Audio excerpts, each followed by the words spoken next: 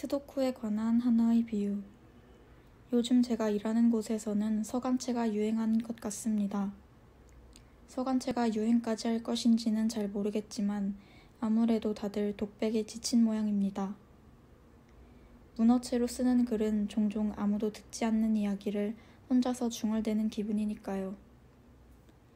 안으로만 자라는 독백의 가시들은 지겹고 아픈 것입니다. 아무튼 저도 서간체로 글을 쓰는 것을 좋아하기 때문에 이런 유행이 나쁘지만은 않습니다.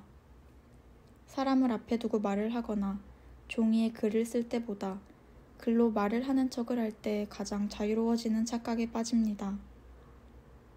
물어보지도 않은 말을 이렇게라도 해보려고 하는 게 크게 괘씸하지 않은 일이면 좋겠습니다. 저는 요즘 스도쿠를 합니다. 원래는 하루 종일 글자와 씨름을 하다가 지치면 영상을 보곤 했는데 영상을 너무 많이 보면 머리가 아파오는 느낌에 더 지치는 것 같았습니다. 그러다가 몇 주 전에 작은 스도쿠 책을 한 권 산 것입니다. 글자를 읽다가 속이 메스꺼르기 시작하면 스도쿠를 한두 문제 풀기 시작했습니다. 이러나 저러나 결국에는 딱 떨어지는 숫자가 존재한다는 확신은 경쾌합니다. 글자는 읽어갈수록 붙잡을 수 없게 도망치는 것이라면 스도쿠는 빈칸을 채울 때마다 완성에 가까워지는 것이었습니다. 정말 오랜만에 느끼는 완성감이라는 감정입니다. 그런데 스도쿠를 풀 때 매번 성공만 하는 것은 아닙니다.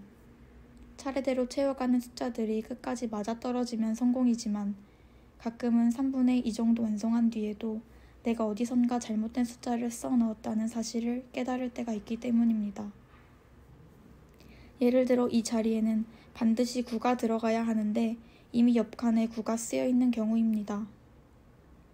저는 몇 주 동안 이런 난감한 상황에 마주했을 때 사용할 수 있는 몇 가지 방법에 관해 생각해 봤습니다. 스도쿠 책의 맨 앞장에는 다음과 같은 문장이 적혀 있습니다. 풀이 방법은 꼭 한 가지만 있는 것이 아니라 여러 문제를 풀다 보면 자연스럽게 자신만의 노하우가 생길 거예요. 어딘지 모를 칸에서 저지른 실수를 만회할 수 있는 방법에도 자신만의 노하우가 필요한 것이었습니다. 제가 나름대로 생각해본 방법은 2가지입니다. 1. 채웠던 숫자를 전부 지우고 다시 시작한다. 2. 실수를 알아차린 지점을 기준으로 한 줄만 지운다. 스도쿠를 시작한 지 얼마 되지 않았을 때는 주로 1번의 방법을 사용했습니다. 어디서부터 엉킨지 모를 실수를 바로잡기 위해서는 그냥 처음부터 다시 시작하는 것이 편했습니다. 그렇게 다시 시작한 문제는 대체로 풀렸습니다. 다만 이전 판에서 내가 어느 칸에 숫자를 잘못 적었는지는 알 수 없습니다. 그러다가 언젠가부터 한 페이지를 전부 지우고 나면 생기는 지우개 똥이 문제였습니다. 한 페이지 가득 채운 숫자를 다 지우고 나면 꽤 많은 지우개 똥이 나오기 때문입니다.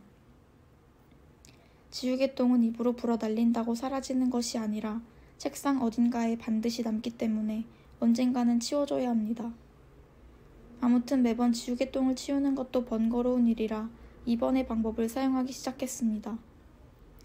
실수를 알아차린 칸에 해당하는 줄을 지우는 일은 그렇게 어렵지 않습니다. 그리고 비운 칸을 기준으로 가까운 칸들을 살펴보면 어딘가에서 잘못 들어간 숫자가 발견됩니다. 이 방법은 적당한 지우개 똥과 다소 절약되는 시간이 가능한 것이 장점입니다. 다만 아무리 찾아도 실수가 보이지 않을 때는 이 문제는 정말 망해버렸구나 하는 절망감을 감당해야 합니다. 가장 최악의 경우는 2번을 시도했다가 실수를 발견하지 못해 다시 1번의 방법으로 돌아가는 것입니다. 그렇게 되면 약 2번의 실패를 경험하는 셈입니다. 실패를 만회하는 방법은 거대한 지우개 똥을 감당하느냐 아니면 오류를 정확히 찾아내는 수고로움과 혹시 모를 절망감을 감당하느냐의 문제와 관련이 있습니다. 그래도 저는 대체로 2번의 방법을 시도합니다. 언젠가는 더 적은 지우개 똥과 더 적은 수고로움이 가능한 방법을 찾아낼 수도 있겠지만 현재로서는 그것이 최선의 방법이라고 생각합니다.